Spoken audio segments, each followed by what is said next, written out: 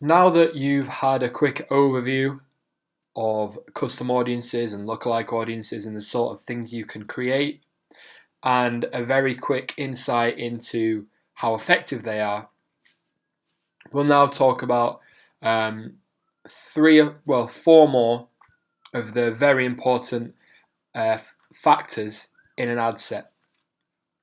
And they are locations, age, gender, and languages. Languages is very straightforward, so we'll start with that. If you have a website or a business or a blog that is written in one language, clearly you only want people that are going to understand that language to be visiting the web page, especially if these are people that you are going to be paying to reach and acquire. You don't want to spend money on running adverts to people that don't actually understand what your website is about. They can't actually understand your product, your service, your brand. So the easiest thing to do here is to just type in the language that you use on wherever you are running, whatever you are promoting through this advert. So if I've got an English website, or for example, this is for my Udemy Facebook ads course, which you are watching right now. The course is in English, so I'm only going to want to target people that speak English. Notice that the potential reach, is going to change. It's 42 million right now. If I click English all, it's now 39 million. It's gone down 3 million. There are 3 million users on Facebook that cannot speak English. Okay, so that's languages. Locations, this is the physical location where these people are, actually based. You can show it to people visiting the location or living in the location, traveling in the location, or everyone in this location. Now, I haven't tested this, personally. I just tend to leave it on everyone in this location. And what you do basically is just type in the location. You can target cities, you can target counties or regions, you can target countries. And also, just reading this here, you can actually target specific postal codes. That's how specific you can be in terms of location. You can also exclude places. Now, this is very, very useful because you can often find that if you run an advert, and I've done this myself, for example, if you run an advert to a whole country, say Australia,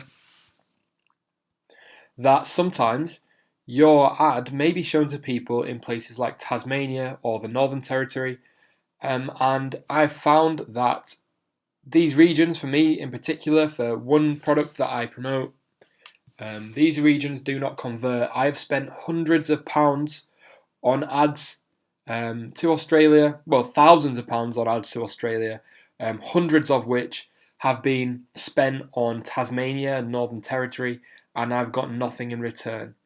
So the best thing to do here, if you know there are specific areas you aren't interested in targeting, is to add the country, or if you're targeting worldwide, type in worldwide,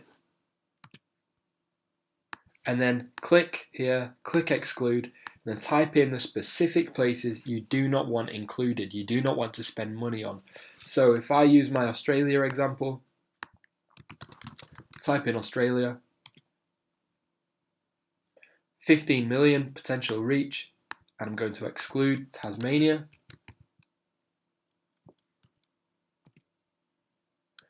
And the Northern Territory. And you can see a very useful little map here, which is cool. I've also got, sometimes I don't have great results with New South Wales, so I'm going to exclude that as well. And there we go. It's gone down quite significantly. So that's how you use the locations. So you can use this drop down. However, I would encourage most people to just stick with the default everyone in this location. And then you decide where you're targeting, you type in the location, be it a city, country, region, whatever. If there are specific areas in this place that you've included that you'd like to exclude, just use this drop down, click exclude and type in. And you can use these markers once you've typed things in. If I do it again, you have to include a place first before you can exclude anywhere. So include Australia. So I've got a blue tick here. That means included. And if I exclude somewhere, I've got a red cross. That means excluded. Okay.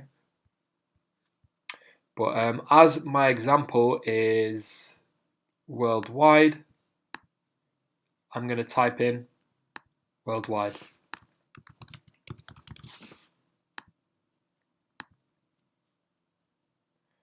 Okay.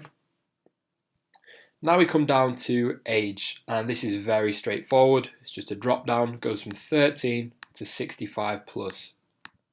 Now, one thing to bear in mind is if you are selling something and it requires a transaction online, most people under 18 probably are not able to purchase things online.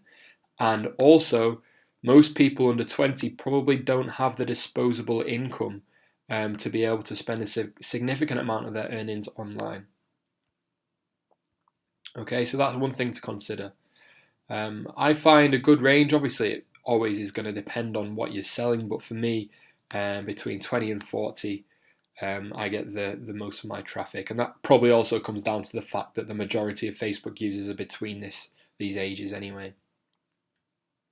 Gender, you just click men or women or all, and whichever you've selected will be dark grey. So for my example here, we're going 18 to 40 and we're going male and female, M and F. You can use any abbreviations you like. You don't even have to include it here if you're going for both. But what I like to do is M and F. Now you can type this at the beginning of your ad set, and as you go through, stick to it. Or you can go through and create your ad set, and with every part that you set up, every part that you select, you can, add it into your title as you go down. But that's location, age, gender, and languages all done. And as I said, languages is simple. Just put in the language of the web page that you're sending people to, or the language that the advert is in, perhaps. Gender, very easy. Just select, click and select.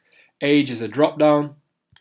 Do take into account the 13 to 17 perhaps don't have much disposable income.